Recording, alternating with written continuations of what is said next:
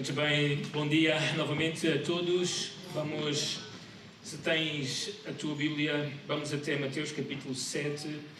Estamos quase a fechar este grande sermão do Senhor Jesus. E hoje vamos observar juntos a ameaça e tragédia dos falsos profetas. A ameaça e a tragédia dos falsos profetas. Antes de começarmos a ler o nosso texto, há alguns anos, eu diria no ano 2019, o pastor John MacArthur fez uma pregação acerca de Hebreus capítulo 4, onde ele pregava à sua igreja sobre os apóstatas. E ao começar esta pregação ele contou uma história incrível e que ficou na minha memória. Eu creio que todos os que ouvimos esta pregação nunca mais nos esquecemos desta história que ele contou. É a história de dois grandes evangelistas, muito conhecidos do século passado. Um dos nomes que certamente todos reconhecemos é o nome de Billy Graham. É muito conhecido, não há muito a acrescentar sobre a sua pessoa. Conhecemos o grande evangelista, homem de Deus, de como ele levou as boas novas a muitas nações, a muitas pessoas. Mas o outro nome não é assim tão conhecido. Na verdade, é um nome que desapareceu completamente da história. E o nome deste homem é Charles Templeton. Este Charles Templeton, juntamente com o pregador de nome Tory Johnson, fundaram um ministério que é muito conhecido nos Estados Unidos e que se propagou por muitos países. Provavelmente alguns dos nossos irmãos um pouco mais antigos se lembram deste ministério, conhecido na língua portuguesa como Mocidade para Cristo. Eles foram os fundadores deste ministério. Nessa altura, era comum as pessoas dizerem que dentre estes dois grandes evangelistas, até mesmo este outro fundador da Mocidade para Cristo, Charles Templeton, era o pregador mais eloquente, mais fascinante, mais brilhante dentre eles todos. Ele era inteligente, carismático, efetivo para as pessoas e também muito elegante, muito bonito. Em 1946, a Associação Nacional de Evangélicos, algo parecido com a Aliança Evangélica dos nossos dias, deu um prémio um pouco surreal, o pastor John MacArthur até chama de bizarro, a este homem. Era o prémio de o instrumento mais utilizado por Deus, ou o mais usado por Deus. Ele e Billy Graham pregaram em muitos eventos juntos e ficaram conhecidos como gênios de pó de ouro para essa geração. O Charles, para muitas pessoas, ultrapassava até mesmo o Billy Graham, porque era mais eloquente, mais brilhante e também um orador mais polido. Os dois até chegaram a fazer campanhas evangelísticas por toda a Europa, em muitos dos países, Inglaterra, Escócia, Irlanda, Suécia e outros lugares. Até alguns dos irmãos se lembrarão que Billy Graham passou por Portugal. Eles tinham semanalmente um programa televisivo nos canais de televisão que chegavam a todo o país nos anos 50. Além de tudo isso, Charles Templeton estava envolvido em plantação de igrejas e ele tornou-se mais tarde até mesmo num pastor de uma dessas igrejas, ainda que continuou a fazer grandes campanhas de evangelismo para jovens e onde ele reunia milhares de pessoas. Em uma ocasião ele conseguiu juntar 20 mil pessoas para o ouvir. Pregou por todos os Estados Unidos, pregou até mesmo uma semana nesta famosa universidade de Yale, e ele também chegou a pregar no seminário de Princeton, onde ele também estudou. Ele estava então no cume do seu ministério nos anos 50, quando ele anunciou algo que foi bombástico para aquela geração. Ele disse: a partir de hoje, eu sou agnóstico. Que simplesmente significa alguém que acredita em alguma coisa superior, a alguma coisa lá fora, mas não necessariamente o Deus das Escrituras. Então, com isto, ele rejeitou a Cristo, rejeitou o Evangelho, rejeitou a Igreja, rejeitou as Escrituras. Na sua biografia, que ele escreveu em 1999, ele diz que leu Thomas Paine, Voltaire, Bertrand, outros ateus, e que isto o ajudou a abandonar o cristianismo e toda a verdade bíblica. Ao abandonar a fé, ele tornou-se um jornalista, foi viver para o Canadá e ali ele entrou na apostasia total, blasfemando até mesmo contra Cristo. Quando ele escreveu este livro de memórias, que ele intitulou o livro de Eu Disse Tchau ou Adeus a Deus, ali ele escreveu as razões para rejeitar o cristianismo e tornar-se um ateu. Infelizmente, Charles Templeton morreu na incredulidade. Então MacArthur termina fazendo estas duas questões à sua audiência. Há pregadores como Charles Templeton por aí? Claro que sim. Há muitas outras fraudes em muitas igrejas. Muitas. Na verdade, esta é a frase que ele diz, esta é a forma como Satanás trabalha para destruir a igreja de Cristo. Muitas vezes, eu e tu sabemos, que a melhor estratégia de Satanás é aquela que ele usa e sempre usou desde o início da história da humanidade, desde o jardim do Éden. Ele aparece como uma serpente que fala e ao falar fascina esta filha de Deus e este filho de Deus no jardim e ele coloca dúvidas sobre o caráter de Deus, sobre a sua palavra, sobre as suas promessas e ele faz com que estes dois abandonem totalmente o Senhor e com eles toda a humanidade caiu. Esta velha estratégia continua vigente nos nossos dias. Ele entra na igreja e o seu objetivo é destruir a igreja, fazer com que a igreja ou aqueles que estão dentro da igreja renunciem à sua fé e cheguem a blasfemar o nome de Cristo. E ele faz isso usando falsos profetas. Jesus, no seu Sermão do Monte, conhecedor deste mover ou desta estratégia do Satanás, ele avisa crentes, descrentes que estão no meio do povo de Deus e também os próprios falsos profetas do seguinte. Vamos ler então Mateus capítulo 7, a partir do versículo 15 até o versículo 23. Diz assim a palavra de Deus. Mateus 7, 15 a 23. Acautelai-vos dos falsos profetas, que se vos apresentam disfarçados em ovelhas, mas por dentro são lobos roubadores. Pelos seus frutos os conhecereis. Colhem-se porventura uvas dos espinheiros ou figos dos abrolhos?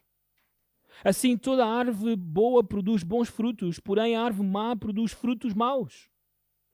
Não pode a árvore boa produzir frutos maus, nem a árvore má produzir frutos bons. Toda a árvore que não produz bom fruto é cortada e lançada ao fogo. Assim, pois, pelos seus frutos os conhecereis. Nem todo o que me diz, Senhor, Senhor, entrará no reino dos céus, mas aquele que faz a vontade de meu Pai que está nos céus. Muitos naquele dia hão de dizer-me, Senhor, Senhor, porventura não temos nós profetizado em Teu nome? E em Teu nome não expelimos demónios? E em Teu nome não fizemos muitos milagres? Então lhes direi explicitamente, nunca vos conheci. Apartai-vos de mim, os que praticais a iniquidade. Até aqui a leitura da palavra de Deus. Gostaria de ver convosco nesta manhã 3 formas de reconhecer um falso profeta. 3 formas de reconhecer um falso profeta. Primeira forma, em primeiro lugar, tendo constante cautela. Tendo constante cautela. Novamente o versículo 15, acautelai-vos dos falsos profetas, que se vos apresentam disfarçados em ovelhas, mas por dentro são lobos roubadores. Como tem sido normal do Senhor Jesus em todo o seu sermão, como também é normal por aquilo que ele quer mostrar à sua audiência, todos nós que lemos agora o Sermão do Monte, de que ele é este grande profeta, este grande Moisés, o profeta como Moisés, ele está a dar estas ordens porque ele tem esta autoridade inerente à sua pessoa. Ele então diz a estas pessoas algo que elas precisam de obedecer. Lembram-se destas palavras de Moisés? De que quando viesse este profeta, todos deveriam ouvi-lo. Todos deveriam obedecê-lo e aquele que não ouvisse este profeta iria ser eliminado, iria morrer. Logo, não ouvir este alerta do Senhor Jesus, ou este imperativo, esta ordem do Senhor Jesus, é colocar-se à morte. Em outras palavras, o Senhor Jesus está a dizer que aquele que não tem cautela com os falsos profetas, aquele que não tem cuidado com os falsos profetas, coloca-se na morte espiritual. Então ele começa por dar este mandamento: acautelai-vos. Isto podia ser traduzido como estejam atentos, tenham cuidado, estejam em guarda. Este mesmo imperativo apareceu no capítulo 6, no versículo 1, quando o Senhor Jesus disse-nos a nós para que nós tivéssemos cuidado de não querer mostrar aos outros a nossa própria justiça, de querer mostrar aos outros a nossa própria piedade. Assim como eu e tu devemos ter este cuidado conosco mesmos, com o nosso próprio coração, de não querer mostrar aos outros que somos verdadeiramente filhos de Deus, assim também devemos ter este mesmo cuidado com os falsos profetas. Então o Senhor aqui ordena vigilância. E a forma verbal como ele fala é uma vigilância constante. Eu e tu não podemos dormir. Eu e tu não podemos vacilar. Não podemos descansar um momento, porque o momento em que o fizermos, o falso profeta, o falso mestre, o falso pastor verá ou terá a sua oportunidade. Nós temos um bom exemplo disto no ministério do apóstolo Paulo. É até de alguma forma inusitado a forma como acontece, porque ele chama os pastores de Éfeso até uma praia em Mileto. E aquele é um momento para se despedir. É um momento de dizer adeus. Não é a última coisa que iria passar pela minha cabeça se eu tivesse que um dia deixar a igreja de Miratejo e ir para Cabo Verde como pastor ou qualquer outro país de África para ministrar aos senhores. A última coisa que iria passar pela minha mente é dizer: irmãos, tenham cuidado com os falsos mestres. Não, eu teria muitas palavras do meu coração para a igreja, assim como o apóstolo Paulo fez com estes pastores. Mas mesmo nesse momento de despedida, com lágrimas nos olhos, com muitas emoções no momento, ele diz o seguinte a estes homens. Notem, Atos capítulo 20, versículo 29 a 31. Eu sei que depois da minha partida, podem observar aqui em cima, entre vós penetrarão lobos vorazes, que não pouparão o rebanho. E notem como o apóstolo Paulo é ambicioso, vai um pouco mais longe nisto. Ele diz: e que dentre vós mesmos se levantarão homens falando coisas pervertidas para arrastar os discípulos atrás deles. Então notem a conclusão. A conclusão é esta: portanto, vigiai. Vigiai. Isto implica, irmãos, esta cautela, este chamado a ter esta vigilância constante, de que o inimigo está atento. O inimigo vai aproveitar a oportunidade. Quando ele vir a rachadura, quando ele vir a abertura, ele vai penetrar e ele vai fazer dano. Por isso, os filhos de Deus não podem dormir, porque o inimigo não dorme. No contexto do Sermão do Monte, isto é interessante, porque na semana passada, ou melhor dito, há 2 semanas atrás, quando nós falávamos sobre esta porta estreita e o caminho estreito, onde nós chegamos à salvação, mas aquela porta larga e aquele caminho espaçoso que leva à perdição. Isto que o Senhor diz aqui faz muito sentido. Porque uma das formas como muitos chegam a entrar pela porta larga e a caminhar pelo caminho espaçoso é porque ouvem falsos profetas. Porque são guiados por falsos profetas. Porque ouvem aquilo que lhes agrada ao coração e não querem ouvir a mensagem do Evangelho, que é a porta estreita e o caminho estreito. Os falsos profetas são agentes que agem para atrapar pessoas na porta larga e no caminho espaçoso. Isto também vai explicar às pessoas daquela geração porque é que muitas das pessoas não seguem verdadeiramente o Senhor Jesus. Ou porque é que a liderança religiosa de Jerusalém se opõe constantemente ao Senhor Jesus. É porque são falsos mestres, falsos profetas. Então, neste mesmo versículo, quando o Senhor diz cautela, cuidado, estejam atentos aos falsos profetas, Ele dá-nos 2 razões para eu e tu termos este cuidado. Em primeiro lugar, está claro no texto, eles são falsos. Literalmente esta expressão falsos é pseudo-profetas. Uma expressão que nós usamos muitas vezes hoje. E a razão pela falsidade o Senhor apresenta é de que eles se apresentam a si mesmos como ovelhas. Usa a expressão disfarce. E a expressão aqui disfarce é literalmente vestir-se como ovelhas. Agora, as pessoas que estão a ouvir isto, elas têm uma noção do que são profetas. E eu e tu também, se conhecemos as Escrituras, sabemos que os profetas eram agentes, eram ministros muito importantes para Israel. E também muito importantes para o início da igreja. Eles eram os arautos de Deus, os mensageiros de Deus. Eram aqueles que diziam, assim diz o Senhor. E o povo parava para ouvir estes mensageiros. Eram homens muito importantes, muitas vezes até mulheres, que pregavam sobre Javé e pregavam também sobre a situação espiritual da nação de Israel, como eles estavam a viver. Esta mesma geração tem na sua presença, nos seus dias, o último dos profetas do Antigo Testamento, João Batista. Elas sabiam como era João. E também eles têm o profeta como Moisés, que lhes fala. Mas também eles eram conscientes da história de Israel. E na história de Israel surgiram muitos falsos profetas. Eles sabiam que eram pessoas que não falavam em nome de Deus e que anunciavam somente aquilo que as pessoas gostavam de ouvir. Aliás, o Antigo Testamento, quase todo o Antigo Testamento é escrito por profetas. E neles há registros de falsos profetas e de como eles falaram e como as pessoas reagiam a essas falsas profecias. Notem Isaías capítulo 30, versículos 9 a 11. Isaías é um profeta que fala num tempo em que Israel, as 10 tribos do norte, estão prestes a ser levadas cativas pela Assíria. E notem que a razão pela qual elas vão ser levadas para o cativeiro, elas irão ir e nunca mais voltar para Israel, é por causa destes falsos profetas. E notem o que o texto diz: porque povo rebelde é este, filhos mentirosos, filhos que não querem ouvir a lei do Senhor. Eles dizem aos videntes, não tenhais visões, e aos profetas, não profetizeis para nós o que é reto. Notem, que incrível! Estas próprias pessoas estão a dizer, não queremos ouvir a lei de Deus. Não queremos que nos falem acerca daquilo que Deus é e aquilo que Ele quer.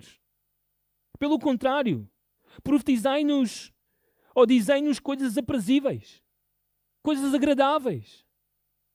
Profetizai-nos ilusões. Desviai-vos do caminho, apartai-vos da vereda. Não nos faleis mais do Santo de Israel. Então elas próprias pediam para si falsos profetas. E esta era a atividade deles. Não dizer aquilo que Deus quer, mas aquilo que as pessoas queriam ouvir. Mas isto também aconteceu alguns anos mais tarde, em Judá, quando Israel já foi levado pela Assíria. Agora resta pouco tempo para Judá se arrepender e não ser levado cativo pela Babilônia. E Jeremias está a apelar ao povo para que se voltem para Deus. Mas ele enfrenta estes falsos profetas. E notem o que nós aprendemos do seu texto. Jeremias capítulo 6, 12 a 14. As suas casas passarão ao trem, os campos e também as mulheres, porque estenderei a mão contra os habitantes desta terra, diz o Senhor, porque desde o menor deles até ao maior, cada um se dá à ganância. E notem, e tanto o profeta como o sacerdote usam de falsidade. Curam superficialmente a ferida do meu povo, dizendo paz, paz, quando não há o quê? Paz. No capítulo 23, Jeremias novamente fala acerca destes falsos profetas. Diz assim o versículo 16 e 17. Assim diz o Senhor dos Exércitos: não deis ouvidos às palavras dos profetas que entre vós profetizam e vos enchem de vãs esperanças. Falam as visões do seu coração e não o que vem da boca do Senhor. Dizem continuamente aos que me desprezam: o Senhor disse, paz tereis. E a qualquer que anda segundo a dureza do seu coração dizem, não virá mal sobre vós. Esta é a mensagem deles para as pessoas da sua época. Então estas pessoas que ouvem o Senhor Jesus têm um entendimento, uma percepção do que são os falsos profetas. São homens que falam mentiras, falsidade, segundo o seu coração, para agradar as pessoas. Estão preocupados com a reação das pessoas. Falam àqueles que são duros de coração que está tudo bem, que nada mudará. Nós vemos claramente que esses profetas careciam do temor do Senhor e também de compaixão genuína pelo seu povo. Por isso, voltando ao nosso texto de Mateus capítulo 7, entendam esta ênfase ou a força do Senhor com esta ordem: acautelai-vos dos falsos profetas. Sabem, os falsos profetas, os falsos apóstolos, os falsos mestres e os falsos pastores são a pior espécie que pode entrar dentro da igreja. E não digo isto exagerando, é real. A Bíblia ensina que existem hereges, pessoas que ensinam coisas erradas, erros, doutrinas erradas acerca de Deus, acerca da palavra, acerca da salvação. E eles são notórios. Rapidamente nós dizemos: este é um herege. Ele blasfema acerca de Cristo, acerca de Deus. Estes nós não temos tantas dificuldades, porque são notórios como vão contra a palavra de Deus. Existem também os apóstatas, aqueles que por um tempo profetizam fé, ou professam fé, aqueles que muitas vezes dizem nós somos de Cristo, mas depois de um tempo acabam por rejeitar a fé. Voltam para trás, voltam para a sua antiga vida, não querem mais nada com Cristo e dizem, como Charles Templeton, não quero mais o cristianismo. Mas o pior de todos são os falsos profetas, os falsos irmãos, os falsos ministros, porque eles vivem o tempo todo a enganar, a dissimular, a tentar mostrar uma coisa que eles verdadeiramente não são, e fazem de tudo usando de truques, de uma aparência. Eles querem que nós vejamos alguma piedade neles e esforçam-se por enganar o povo de Deus. É interessante que em todo o Novo Testamento só há uma carta, um livro que não menciona falsos profetas, falsos apóstolos, falsos mestres, e a carta a Filemão. Todos os outros 26 livros alertam o povo de Deus sobre os falsos profetas, falsos pastores. Então, obviamente, o Senhor Jesus quer desde o início que entendamos que há uma estratégia diabólica para destruir o seu povo, e essa estratégia é colocar falsos profetas dentro da sua igreja. E é difícil detectá-los, porque eles se vestem, disfarçam-se de ovelhas. Isto é interessante porque para os ouvintes do Senhor Jesus, isto não era algo incomum. Tanto os profetas como os pastores de ovelhas reais, também eles tinham uma forma de vestir. Vocês lembram-se que os profetas, muito provavelmente no caso de Elias, usavam uma capa que os identificava. Lembram-se que Elias deixa esta capa para Eliseu, para que seja notório a todos que este é um profeta de Deus, este é um homem de Deus. Então havia uma vestimenta, o próprio João Batista se vestia muito semelhante a quem? Lembram-se? A Elias, para ser notório a todos que este é um profeta de Deus. Mas os pastores daquela época também tinham uma vestimenta própria, muitas vezes até com a própria lã da ovelha, que toda a gente dizia, lá vai um pastor de ovelhas. Então assim é os falsos profetas. Vestem-se como um profeta, como um pastor, para que a ideia de todos sobre eles é de que estes vêm de Deus, foram designados por Ele, que estão para cuidar do povo, para ensinar o povo. Mas as Escrituras dizem, a verdadeira natureza deles, aquilo que está por dentro, o versículo 15 diz-nos isto, é de que eles são lobos roubadores. Os lobos, nesta época do Senhor Jesus, eram os maiores inimigos das ovelhas. Eles vagavam pelas montanhas, pelos vales, à procura de alguma ovelha que se desviou, que saiu do caminho, que abandonou o rebanho para rapidamente agarrar esta ovelha. E notem, quando os lobos apanhavam estas ovelhas, a morte era certa e era rápida. Eles despedaçavam completamente estas ovelhas. Aliás, até mesmo uma ovelha adulta, saudável, forte, não tinha nenhuma chance com um lobo, se ela fosse apanhada sozinha, sem a proteção do seu pastor. Mas eles são, notem, o texto diz-nos, lobos roubadores. É interessante como o Senhor Jesus coloca este adjetivo ao lado para dizer-nos ou manifestar-nos o grande propósito dos falsos profetas. Eles não estão interessados na minha e na tua vida. Eles não estão interessados realmente no nosso crescimento espiritual, na nossa piedade, na nossa vida com Cristo. O grande interesse deles é o nosso bolso. É o dinheiro.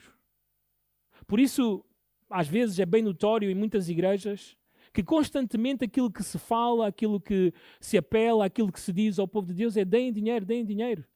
As pregações que passo todos os domingos é sobre o dízimo. Estes são bem notórios. Mas o Senhor Jesus não tem em mente esses que nós hoje claramente vemos nas suas plataformas a pedir constantemente dinheiro às pessoas.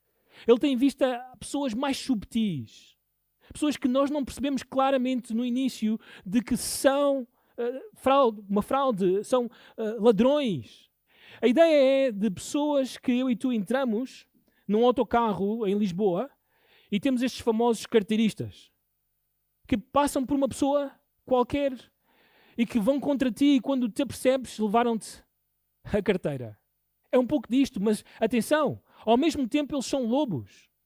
Significa que haverá momentos em que eles vão usar de violência, eles vão ser agressivos, eles vão ser duros, eles não vão ter misericórdia, não vão ter nenhuma compaixão de ti e de mim. O Senhor Jesus, quando usou esta linguagem, lobos roubadores, é uma linguagem que os seus ouvintes conheciam. O profeta Ezequiel, capítulo 22, versículo 27, diz o seguinte acerca dos príncipes, dos governantes de Jerusalém. Os seus príncipes no meio dela são como lobos que arrebatam a presa para derramarem o sangue, para destruírem as almas e ganharem lucro desonesto. Então este é a segunda grande razão pela qual eu e tu devemos ter cautela. Não só porque existem falsos profetas que vão despedaçar-nos, mas porque o interesse deles é despojar-nos. Levar o que nós temos, aquilo que o Senhor nos tem dado para a sua honra e para a sua glória. O propósito deles é enriquecer-se a custo das ovelhas. E são muito astutos quando fizerem isto. Por isso a igreja tem aqui, vamos dizer assim, um mandamento para cumprir, algo para praticar que não é fácil. Porque estes falsos profetas têm a aparência de piedade. Eles não vão negar as grandes doutrinas da Bíblia. Eles certamente vão afirmar a Trindade, a salvação. Eles vão parecer conservadores, ortodoxos, em relação às Escrituras. Eles vão ser simpáticos, muitas vezes vão ser positivos. Eles vão fazer o trabalho da igreja. Então não vamos detectar rapidamente estes falsos profetas. Mas o objetivo fica claro para nós. É enriquecer-se. É o prestígio. É o poder que eles andam atrás. Por isso a igreja deve ter cautela. Deve ser vigilante. Sempre tentando perceber se há genuína fé nas pessoas e se há motivação ou qual é a motivação para servir a igreja. Se é Cristo ou qualquer outra coisa. Em maio de 2018, um destes evangelistas da prosperidade, ou pregadores da prosperidade, o nome dele é Duplantis, pediu aos seus seguidores, e foi interessante a forma como ele fez isto, pediu aos seus seguidores uma doação de 54 milhões de dólares. Pouca coisa. Para comprar um jato de luxo. Não é? Então quando ele disse isto, é óbvio, as pessoas todas ficaram, oh, que é isso, pastor? Isto é um pouco assim excêntrico. Mas ele foi tão subtil que ele disse, irmãos, o que eu estou a pedir é uma coisa razoável. Porque há 2000 anos atrás, o Senhor Jesus andou sobre uma jumenta. E sabem, a jumenta naquela altura era como se fosse um avião nos nossos dias. Era algo caro, só algumas pessoas com dinheiro podiam ter. Então o Senhor Jesus andou no maior ou melhor veículo do seu tempo. Por isso, irmãos, nos nossos dias, eu preciso de um avião para fazer a obra de Deus. E para espanto de todos, as pessoas deram. E ele comprou o seu avião. Esta cautela, ela é necessária, porque Cristo alertou sobre a realidade do campo em que trabalhamos. Satanás está a trabalhar e a colocar dentro deste campo joio. E se alguma vez observaste o joio ao lado do trigo, é muito difícil perceberes qual é um, qual é o outro. São muito parecidos, muito semelhantes. Bem, ele colocou ali os seus ministros, disfarçados de ministros de justiça, diz o apóstolo Paulo. Por isso a prática cristã deve ser testar os espíritos, ver, reconhecer se são genuínas. A única forma de nós fazermos isto, irmãos, em primeiro lugar, é conhecer bem a vontade de Deus. Conhecer bem a palavra de Deus. Precisamos de conhecer as Escrituras. Por isso precisamos de ler em casa, estudar em casa. Por isso apelamos sempre aos homens, principalmente aos casados com as suas famílias. Leiam as Escrituras, leiam as Escrituras, leiam as Escrituras, expliquem as Escrituras às vossas esposas, aos vossos filhos, porque isso vai ajudá-los a detectar quando alguma coisa que não é certa, que não é de acordo com as Escrituras, eles vão perceber isto não é de Deus, isto não vem do Senhor, isto é um erro. Mas ao mesmo tempo, irmãos, à medida que nós vamos lendo, isto é muito importante, porque eu creio que aqui que muitas vezes a igreja acaba por cair na conversa dos falsos profetas, é a falta de prática das Escrituras, de obedecer às Escrituras. Muitas vezes a nossa cabeça se enche de conhecimento das Escrituras. Muitas vezes eu e tu sabemos muitas histórias das Escrituras. Sabemos quem foram estes personagens, em que momento é que viveram, o que estava a acontecer. Mas nós somos às vezes muito fracos em obedecer às Escrituras. E por não obedecer não há crescimento espiritual. E como não há crescimento espiritual, eu e tu estamos fracos. Ovelhas fracas diante de um lobo que nos pode ferir e despedaçar. Por isso é necessário ler, entender e aplicar as Escrituras. 3 formas de reconhecer um falso profeta. Em primeiro lugar, tendo constante cautela. Em segundo lugar, a segunda forma, tendo conhecimento dos seus frutos. Tendo conhecimento dos seus frutos. Dou graças a Deus por este sermão do Senhor Jesus. Porque creio que isto que ele vai dizer aqui é a chave para nós detectarmos falsos profetas. Chave. Notem outra vez o texto, versículo 16 até ao 20. Pelos seus frutos os conhecereis. Diz o início do versículo 16, mas notem agora o versículo 20. Outra vez. Assim, pois, pelos seus frutos os conhecereis. O que é que estás a ver aqui? Uma repetição. Isto é aquilo que os teólogos chamam de uma inclusão, não é assim? Ou seja, entre uma frase que começa e termina da mesma forma para criar ênfase. Para dizer, irmãos, é aqui está a chave. O que eu estou a dizer aqui, ou entre estas duas frases, é a chave para nós entendermos como podemos ser cautelosos. Como podemos estar alerta acerca dos falsos mestres. Então ele diz, colhem-se porventuras uvas dos espinheiros ou figos dos abrolhos? Assim toda a árvore boa produz bons frutos, porém a árvore má produz frutos maus. Não pode a árvore boa produzir frutos maus, nem a árvore má produzir frutos bons. Toda a árvore que não produz bom fruto é cortada e lançada ao fogo. Claramente um texto-chave. A igreja deve estar atenta aos frutos daqueles que estão numa posição de ensinar ou pregar a palavra de Deus. Sim, em relação a mim, em relação ao Jairo e qualquer homem que Deus levante nesta igreja ou em qualquer outra igreja das nossas igrejas, da nossa associação, devemos estar atentos aos seus frutos. Bem, a pergunta clara é, que frutos são estes? O que é que o Senhor está a dizer? Bem, um bom exercício, os alunos de Bereia sabem isto, é não ir muito longe daquilo que o texto está a dizer, ou pelo menos aquilo que a sua audiência, a audiência do Senhor Jesus, entenderia como frutos na vida das pessoas. Bem, no Antigo Testamento, várias vezes, e um dos profetas usou várias vezes esta ilustração, Israel foi visto ou foi ilustrada como uma vinha. E uma vinha onde o Senhor esperava que desse frutos, bons frutos. Mas assim não aconteceu. Notem Isaías capítulo 5, vamos ler só os primeiros 4 versículos deste capítulo. Diz o seguinte, Agora cantarei ao meu amado o cântico do meu amado a respeito da sua vinha. O meu amado teve uma vinha num outeiro fertilíssimo. Sachou-a, limpou-a das pedras e a plantou de vides escolhidas. Edificou no meio dela uma torre e também abriu um lagar. Ele esperava que desse uvas boas, mas deu uvas bravas. Agora, pois, ó moradores de Jerusalém e homens de Judá, julgai, vos peço, entre mim e a vinha. Que mais se podia fazer ainda à minha vinha, que eu não lhe tenha feito? E como esperando eu que desse uvas boas, veio a produzir o quê? Uvas bravas. Então esta audiência sabia que Israel estava ou não estava nos caminhos de Deus, que era circuncidada no seu coração a Deus pelos seus frutos. E segundo Isaías, o Senhor explica-nos quais são estes frutos.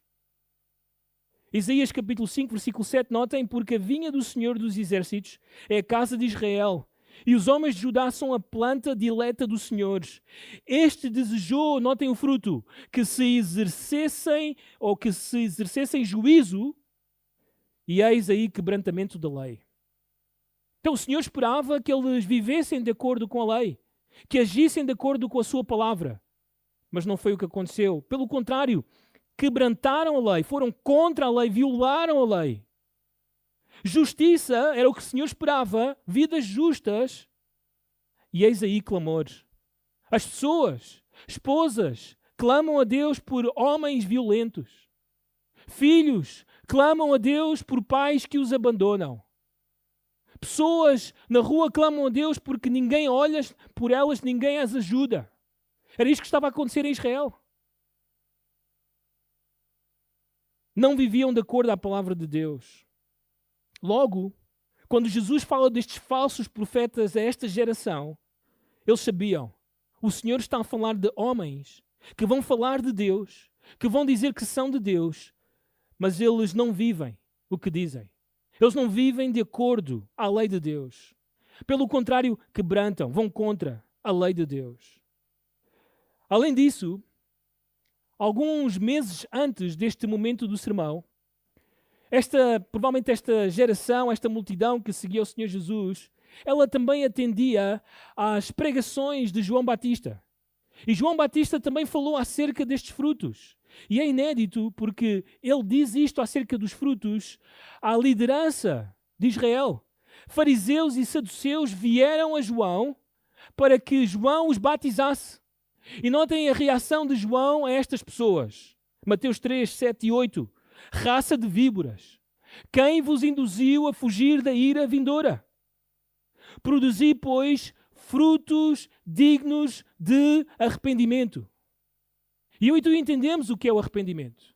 Arrependimento significa que eu vivia assim para o pecado, era a minha vida, era a minha paixão, eu amava o meu pecado, mas o seu evangelho coou nos meus olhos, então o Senhor virou completamente a minha vida. Eu deixei de seguir este caminho de pecado e agora eu sigo o caminho justo do Senhor Jesus Cristo. Não perfeitamente, vou vacilando às vezes, mas eu estou no caminho do arrependimento. Eu vou mostrando frutos de arrependimento, uma nova vida. Uma vida não mais para o pecado, mas uma vida para Deus, para Cristo. Então, quando esta audiência, ela ouve o Senhor Jesus dizer, pelos seus frutos os conhecereis, aquilo que se espera dos falsos profetas é uma vida de arrependimento. Frutos de arrependimento. Não mais para o pecado, mas uma vida para Cristo. Mas não somente isto. Dentro do contexto do próprio Sermão do Monte, estes frutos é exatamente aquilo que o Senhor vem ensinando sobre as bem-aventuranças e aquilo que Ele exige, a sua lei, para este novo povo que Ele vai formar por Ele mesmo. Isto é chave, irmãos. Isto é algo que nós devemos buscar uns nos outros, mas principalmente naqueles que se colocam numa posição de ensinar o povo de Deus. Deus requer, e é isto que nós devemos esperar, humildade. Chorar e lamentar os nossos pecados. Lembrar a nossa indignidade. confiar somente na justiça de Deus, ser misericordioso, estar dedicado somente a Deus, buscar ter paz com todos e buscar que os demais tenham paz com Deus. Por outras palavras, ser pacificadores, alegrar-se quando nós formos caluniados, perseguidos por causa de Cristo. Estas coisas, irmãos, todos nós, somente os crentes, podemos fazê-lo. Mas estas coisas, irmãos, nós não vamos ver nos falsos profetas. Os falsos profetas não perdoam os demais. Os falsos profetas têm uma motivação para enriquecer. Eles procuram assim, os tesouros desta terra, não os tesouros do céu. Os falsos mestres, os falsos profetas, por causa deste amor ao dinheiro, normalmente são adúlteros, são homens entregues à luxúria. Não estão preocupados em fazer morrer as suas tendências ou desejos pecaminosos. Os falsos profetas não têm integridade, são mentirosos. A própria expressão falsos indica esta falta de integridade. Os falsos profetas gostam de fazer passar-se por generosos. Mas, na verdade, há um benefício por detrás disto. Há um objetivo, um interesse próprio por isto. Os falsos profetas não conseguem amar os seus inimigos. Não conseguem fazer as coisas para Deus somente. Não conseguem ser pessoas de oração. O senhor deles é Mamon. E quando a vida aperta, como nós vemos tantas vezes, aquilo que ouvimos eles pregarem constantemente do púlpito, irmãos, precisamos dar mais, irmãos, precisamos dar mais. E pressionam o povo de Deus por causa do dinheiro. Então este, irmãos, é o discernimento que devemos ter como igreja. E notem a ênfase do Senhor Jesus. Colhem-se, porventura, uvas dos espinheiros ou figos dos abrolhos? Isto é interessante, esta ilustração do Senhor Jesus. A resposta é óbvia, não, claramente não. Mas ainda hoje isto acontece, já estiveste em alguma vinha, tu sabes que as vinhas crescem, muitas vezes perto das vinhas crescem também estes espinheiros.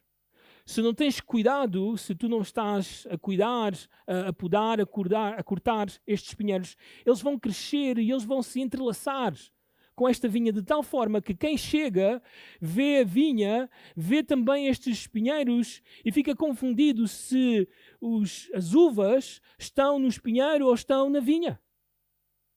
A mesma coisa com os abrolhos, que são uma espécie de ervas daninhas que crescem muitas vezes ao lado das figueiras e crescem tão alto que se embrulham com a figueira, de tal forma que às vezes as pessoas chegam e não sabem se os figos estão agarrados a estes abrolhos ou se estão agarrados à figueira. No entanto, a resposta é óbvia. As pessoas que conhecem as vinhas sabem, as vinhas são as que dão o quê? Uvas. E as figueiras são as que dão o quê? Figos. E que estas coisas nós não as podemos encontrar nos pinheiros nem nos abrolhos. Por isso o Senhor Jesus diz assim: toda a árvore boa produz bons frutos, porém a árvore má produz frutos maus.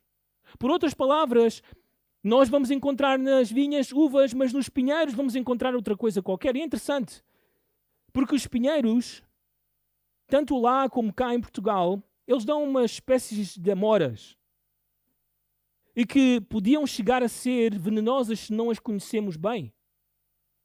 As figueiras vão dar figos, bom fruto, mas os abrolhos, é interessante, eles dão um fruto que tem uma forma de estrela, assim bem pontiagudo, cheio de picos, que se mete a mão furas. Aliás, o pico é tão grosso que é capaz de furar um pneu.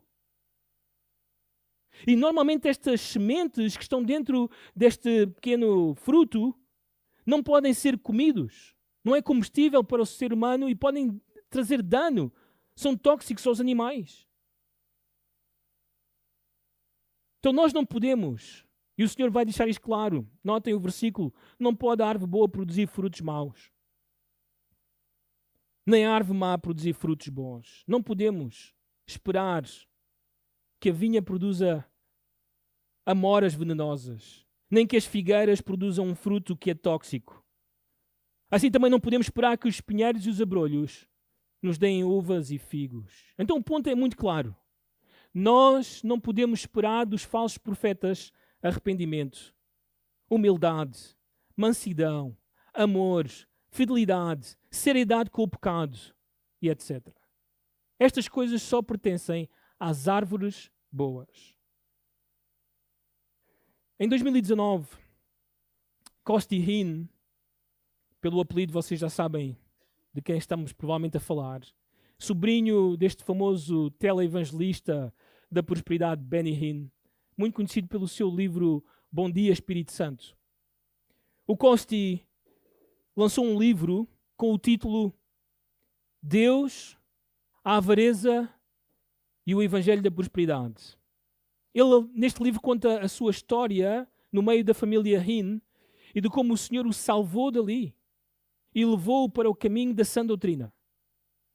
Mas ali também ele conta os excessos e a imoralidade que ele e o seu pai e o seu tio, fundador do movimento, cometeram por anos. Eu aconselho muito a leitura deste livro. Aliás, o livro é tão bom que eu, pessoalmente, comecei a ler e não conseguia parar de ler pelas histórias terríveis que ele conta acerca daquilo que eles faziam ao custo da vida, do esforço, do sacrifício das ovelhas do Senhor. Quando este livro foi lançado, causou grande estrago no ministério de Benny Hinn. Então Benny Hinn, por causa disso, veio a público. E ele fez algo que foi inesperado. Ele disse: eu me arrependo de pedir às pessoas dinheiro. Eu me arrependo de tentar vender às pessoas a salvação ou as bênçãos de Deus. E foi incrível. Ele dizia até mesmo: eu me arrependo do dano que causei às pessoas com esta teologia da prosperidade. O Evangelho, as bênçãos e os milagres não estão à venda. Mas quando este momento aconteceu, este arrependimento público aconteceu, o seu sobrinho também veio a público e disse: irmãos, cautela. Irmãos, cautela. As mesmas palavras do Senhor Jesus. Ele disse: vamos dar tempo, vamos esperar para ver. E foi incrível. Em menos de um mês, Benny Hinn já estava no seu púlpito a pedir dinheiro outra vez às pessoas em troca de bênçãos. Não podemos esperar dos falsos profetas bom fruto. Frutos dignos de arrependimento. Frutos que podemos comer. Por isso o Senhor conclui com este aviso aos falsos profetas: toda a árvore que não produz bom fruto é cortada e lançada ao fogo. O fim dos espinheiros e dos abrolhos é ser cortado para fora da vinha, para fora da figueira e ser queimado. Assim também com os falsos mestres, falsos profetas. João Batista usou exatamente esta mesma expressão. Em Mateus capítulo 3, versículo 10, já está posto o machado à raiz das árvores. Toda a árvore, pois, que não produz bom fruto é cortada e lançada ao fogo. Então, naquele contexto, João falava aos fariseus e escribas. Imaginem o escândalo das pessoas que ouviram isto. João a dizer: vocês, se não produzirem frutos dignos de arrependimento, vocês vão para o inferno. E esta é a mesma mensagem do Senhor Jesus para todos os falsos profetas. Se eles não se arrependem, se não voltam para viver de acordo com as Escrituras e produzir frutos dignos de arrependimento, então aquilo que vai acontecer é que eles vão para o inferno. Isto deve ser um chamado de alerta para que a igreja tenha cautela, para que a igreja possa ver este tipo de frutos, mas também para que a igreja tenha discernimento quando ela precisa de escolher os seus líderes. Quando uma igreja está pronta a escolher os seus líderes, ela deve também ser consciente de que Satanás, o inimigo da igreja, ele vai estar a trabalhar de alguma forma para introduzir na igreja aqueles que podem ferir a igreja, trazer dano à sua igreja. Tiago, na sua carta, ele tem isto em mente. Quando a igreja teve que fugir por causa da perseguição, Em Atos, nós sabemos que eles fugiram e os apóstolos ficaram em Jerusalém. Logo, a igreja ficou sem liderança. Então, rapidamente, quando começaram a reunir-se, eles precisavam de liderança. E essa foi a rachadura, ou a brecha que o inimigo encontrou para introduzir falsos profetas. Por isso, o Tiago diz o seguinte, Tiago capítulo 3, versículo 1. Meus irmãos, não vos torneis muitos de vós mestres, sabendo que havemos de receber maior o quê? Juízo. E neste capítulo, ele vai falar acerca da língua, do uso da língua, de como devemos controlar a língua. E logo em seguida, termina dizendo esta frase que é muito semelhante ao aviso do Senhor Jesus no Sermão do Monte. Versículo 12 diz o seguinte: acaso, meus irmãos, pode a figueira produzir azeitonas? Ou a videira figos? Tampouco fonte de água salgada pode dar água o quê? Doce. Por isso ele alerta os irmãos. Estejam atentos. Vejam como falam estas pessoas que querem ser mestres. Vejam se realmente eles são dos senhores. Se nós podemos ver a água doce a brotar da vida deles. Se realmente há fruto proveitoso para as nossas vidas. Então a igreja precisa de conhecer bem aqueles que se propõem a liderá-los. Deve observar os seus frutos, o seu caráter, o máximo possível e dar tempo para ver o quão genuíno é. 3 formas de reconhecer um falso profeta. Tendo constante cautela, tendo conhecimento dos seus frutos e, por fim, tendo consideração pela obediência e não tanto pelas confissões e obras.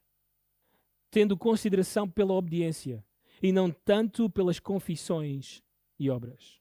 Notem este texto tão famoso, tão conhecido do Senhor Jesus. Versículo 21. Nem todo o que me diz Senhor, Senhor, entrará no reino dos céus, mas aquele que faz a vontade do meu Pai que está nos céus.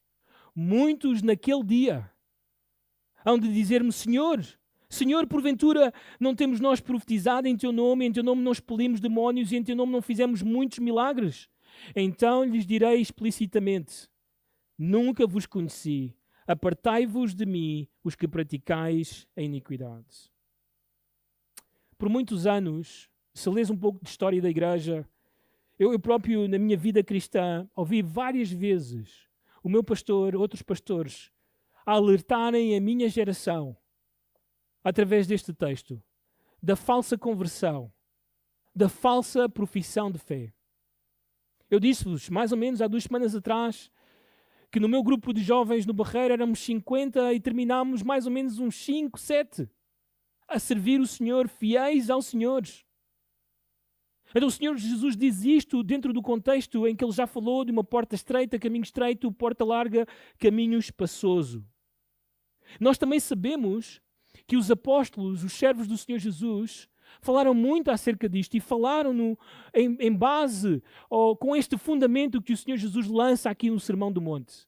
Por exemplo, o apóstolo Paulo em Efésios 2, versículo 10, ele diz: somos feitura dele, criados em Cristo Jesus para boas obras. Logo, todo aquele que diz que foi salvo pela fé, por graça, não por obras, para que ninguém se glorie, também tem que afirmar que a sua vida tem o quê? Obras, porque foi criado em Cristo Jesus. Também Tiago, capítulo 2, versículo 11 a 14, fala a estas pessoas que agora estão longe de Jerusalém, longe da igreja-mãe, que precisam de voltar a congregar, precisam de voltar a viver como igreja, mesmo debaixo desta perseguição que estão a viver, mas alerta que muitos que estão aí a ir à igreja dizem ter fé, mas não têm obras. Então notem o que ele diz. Peço desculpa, Tiago 2, 14 a 17. Meus irmãos, qual é o proveito se alguém disser que tem fé, mas não tiver o quê? Obras. Qual é o proveito? É totalmente inútil. Pode acaso semelhante fé salvá-lo? E notem como ele conclui no versículo 17. Assim também a fé, se não tiver obras, por si só está o quê? Morta. Também nós observamos este mesmo testemunho em Tito. Quando Paulo escreve a Tito, para que Tito tenha cuidado sobre as pessoas em Creta, aqueles que estão em Creta e que dizem pertencer à Igreja do Senhor. Notem, versículo 11. Porquanto a graça de Deus se manifestou salvadora a todos os homens, todo o tipo de homens, e eu olho aqui na sala e vejo todo o tipo de pessoas, de muitas nações. A todos nós que ouvimos o Evangelho, o efeito é o mesmo. Notem, educando-nos para que, renegadas a impiedade, vocês entendem o que é impiedade? Impiedade é quando não há devoção a Deus, de quando não há dedicação a Deus. Nós renegamos essa vida porque essa era a nossa vida anterior. Nós vivíamos para nós mesmos, para o pecado, para qualquer coisa, menos para Deus. Mas agora a nossa vida é para Ele. Fomos salvos para isso.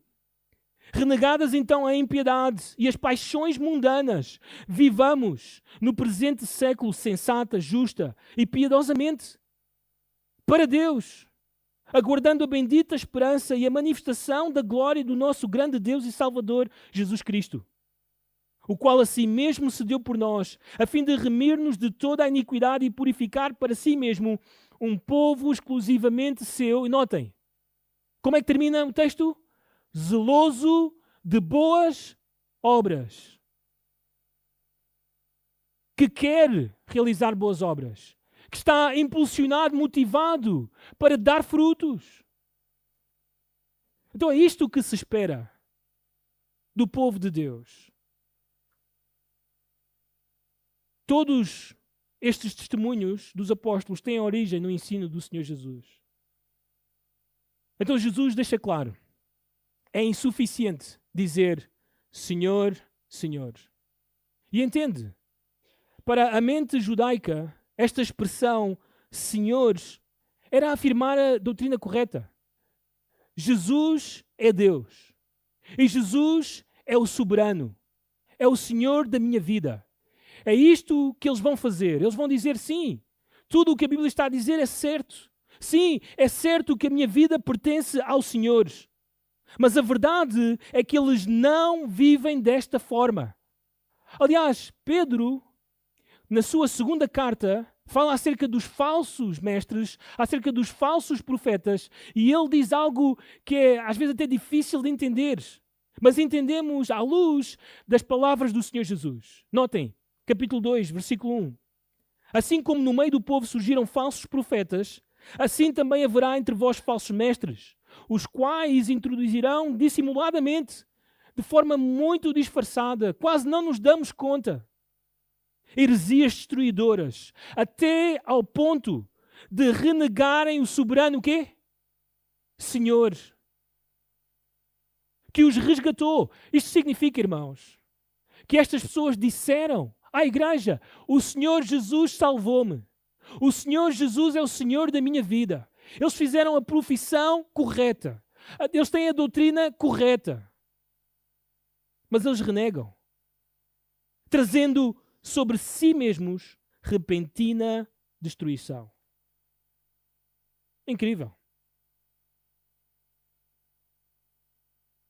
Então é inútil chamá-lo Senhor, Senhor e não fazer a vontade do seu Pai. Não servirá para entrar no reino dos céus. Mas estas pessoas têm mais um truque na manga.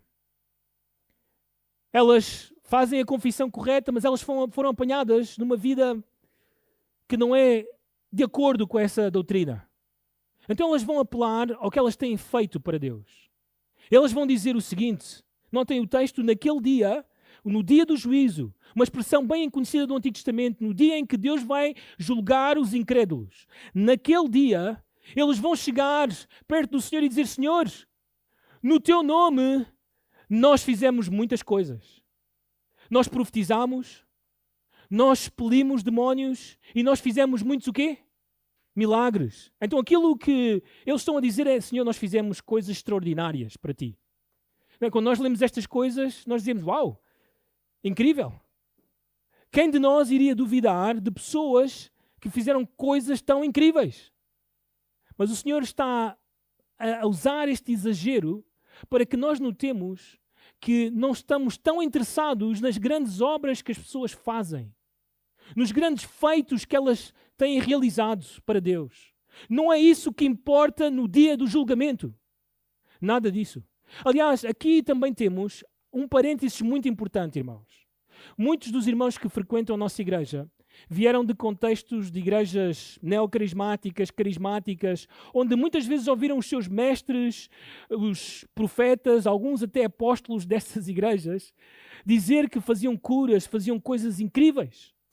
Irmãos, atentem a isto, porque muitas vezes já me têm perguntado, alguns até têm-me contado experiências que tiveram no meio dessas igrejas, alguns até caíram no chão e tudo, contaram-me este tipo de coisas, para de alguma forma dizer, mas alguma coisa aconteceu aí.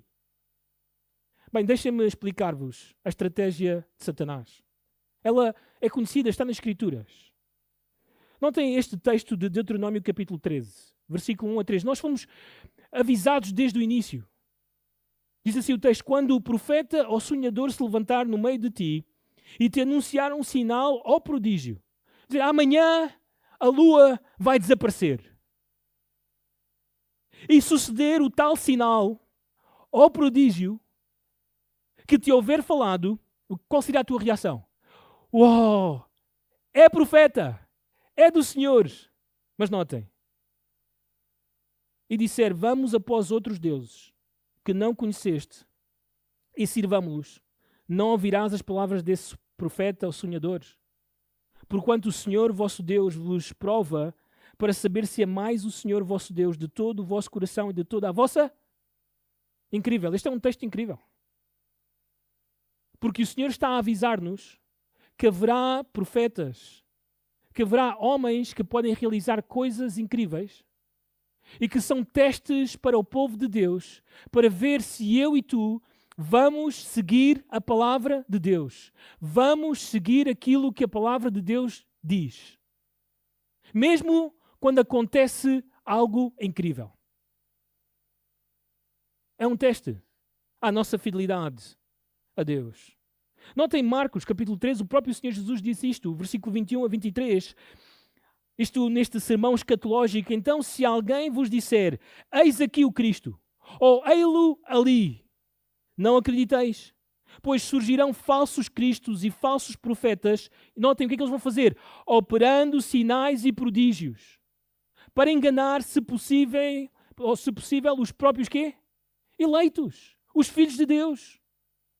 Estai vós de sobreaviso, tudo vos tenho predito. Então, para os filhos de Deus, não é algo incrível que alguém foi a um lugar, a uma igreja, e nessa igreja houve um evento incrível. Isso não é o importante. A igreja de Cristo não deve ficar impressionada com estas coisas. Aquilo que nós buscamos, irmãos, dos profetas do Senhor, aquilo que nós buscamos nos homens de Deus, é a obediência à palavra de Deus. É viver de acordo à palavra de Deus. Não aos seus grandes feitos, não às suas grandes realizações, mas sim a obediência a Deus. Por isso o Senhor Jesus diz, fazer a vontade de meu Pai. E ele termina. O texto termina dizendo que o Senhor nunca os conheceu. Eles fizeram todas estas coisas, mas o Senhor não tem nada com eles. É interessante porque eu e tu sabemos que o Senhor é omnisciente. Não há nada que Ele não conheça. Todas as vidas estão ao descoberto diante de Deus. Ele conhece cada pessoa que existiu, que existe e que irá existir. Ele sabe todas as coisas. Isto não é uma questão de identidade. Isto é uma questão de um relacionamento pessoal com Jesus. Isto é uma questão de eu e tu sermos chegados a Ele. Estas pessoas não o são. Estavam no meio do povo de Deus, fizeram coisas incríveis, mas não têm nada com Jesus. Mas não somente isso. Ele diz para estas pessoas, apartai-vos, afastai-vos de mim. Não vos quero perto. E ele dá a razão. Vós, os que praticais iniquidade. O padrão da vida deles é o pecado. Muitas vezes oculto, porque os falsos profetas fazem isto. Eles escondem. Mas não vão esconder para sempre. Em algum dia, em algum momento, tudo virá à luz. Vão ser apanhados, vão ser descobertos. O Senhor vai trazer à luz. para salvaguardar o seu rebanho, para salvaguardar o seu povo.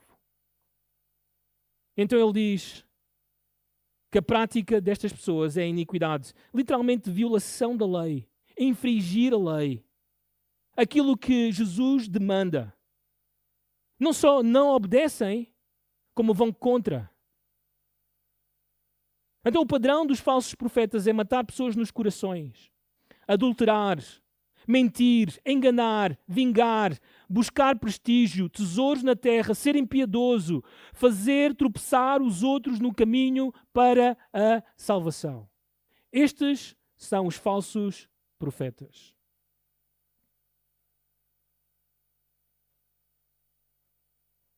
Não temos tempo para muito mais. Mas esta deve ser a nossa avaliação, o nosso discernimento. As obras que os apóstolos se referiam era fazer a vontade do Pai Celeste. Estes são os frutos. Temos que pregar o Evangelho, esperar que as pessoas confessem, mas principalmente, irmãos, que elas vivem uma vida de arrependimento, uma vida para Deus, que elas amam o Senhor, que elas desejam viver de acordo à sua palavra. Agora o texto fala acerca dos falsos profetas, mas também temos esta preocupação com falsos irmãos. Tantos falsos irmãos temos visto nas nossas vidas. Tantas pessoas que estiveram no meio do povo de Deus, que diziam sim, eu creio no Senhor Jesus, que foram até batizadas, que parecia que estava tudo bem, mas depois de um tempo, elas não foram muito diferentes dos falsos profetas. Por isso a mensagem para os falsos, para aqueles que estão a esconder a sua verdadeira vida, é a mesma de sempre. Por favor, arrepende-te da tua falsidade. Arrepende-te da tua mentira. E vem a Cristo. Crê nele, que morreu na cruz do Calvário pelo teu pecado. Pela tua mentira, pela tua hipocrisia. Sim, ele pagou esse preço. A ira de Deus, que era para ti e para a tua falsidade. Sim, os mentirosos vão para o lago de fogo. Mas isto não precisa de ser o teu destino. Hoje pode ser o dia da salvação. Por isso não vivas mais na mentira. Confessa a tua mentira. Arrepende-te da tua mentira. E vem verdadeiramente, genuinamente a Cristo. Pede a Ele. Salva-me. Salva-me. Salva-me. Uma das coisas que me fascina é ver pessoas a lutar com as suas almas sobre se elas são verdadeiramente salvas ou não. Há pouco tempo atrás, na minha casa, com um grupo de rapazes, ficámos ali quase 3 horas. E começámos com um tema sobre teologia e terminámos a falar sobre esta segurança da salvação. E alguns deles com lágrimas nos olhos, a lutar com a sua própria alma. Eu sou crente, eu sou do Senhor, eu pertenço ao Senhor. Esta tem que ser a luta genuína de todos os crentes. De que nós estamos preocupados com a nossa alma. De que queremos ser salvos pelo Senhor. E essa é uma ação do Espírito Santo no coração. Para trazer paz a essa alma. Para dar segurança a essa alma. Mas o mentiroso disfarça. Está tudo bem. Eu estou seguro. Mas o fim é o fogo. O fim é o inferno. Até quando? Vamos orar. Senhor, nós te adoramos e nós te amamos. Porque tu, Senhor, salvaste a nossa alma da mentira, da idolatria, das paixões mundanas, da impiedade. E tu, Senhor, nos transportaste para o reino do teu Filho, para amá-lo, para servi-lo e para viver como um sinal claro das nossas vidas, ainda que imperfeitos, Senhor, e tu sabes, para viver em obediência a ti. Ajuda-nos, Senhor, a ver estes frutos nas nossas vidas. Que possas, Senhor, trazer preocupação, que possas, Senhor, trazer também para o teu povo o desejo de que estes frutos sejam evidentes, de que a obediência seja evidente. Que não estejamos simplesmente a descansar numa confissão que não produz resultados claros nas nossas vidas. Senhor, obrigado por nos salvares da falsidade e nos colocares naquilo que é verdadeiro, no teu Filho, o Senhor Jesus Cristo. Oramos assim, no nome dele. Amém.